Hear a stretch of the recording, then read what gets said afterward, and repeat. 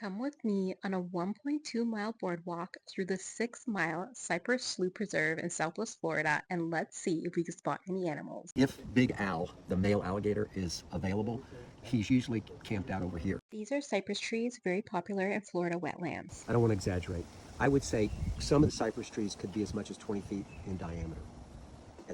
So the thing about cypress trees is that they're known for their tolerance of wet, swampy conditions. That's why you commonly see them in the Everglades, and they have a natural ability to thrive in standing water.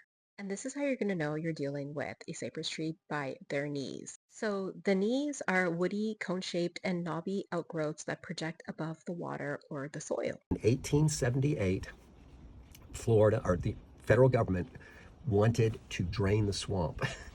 And so they surveyed in 1878 and then started a process of replumbing this area. So they dug in canals, and instead of allowing the water to naturally go north to south, it goes east and west.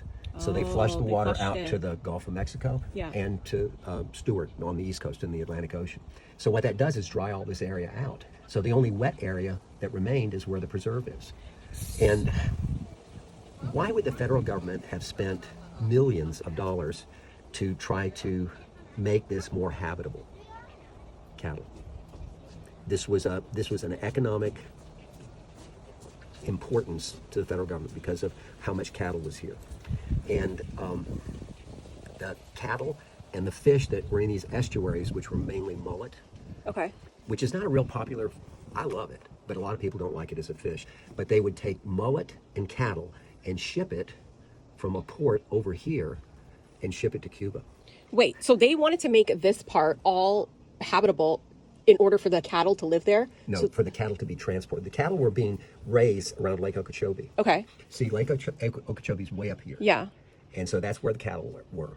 So they would drive the cattle down, and they were looking for a place to ship them to Cuba. So that's here. That's here, right there. So why couldn't they just keep all of this as natural preserve? I don't know. That's a good question. Is it called a button bush? Button bush. And if you were in the 1800s, those flowers almost look like the old style buttons that you would have on a shirt or a blouse. And you can eat it raw. It's called hearts of palm. Or you can stew it, and then it's swamp cabbage. And see the striped guy? Yes. That's a Mayan cichlid. He's another doesn't belong here animal. Are they invasive? Yes.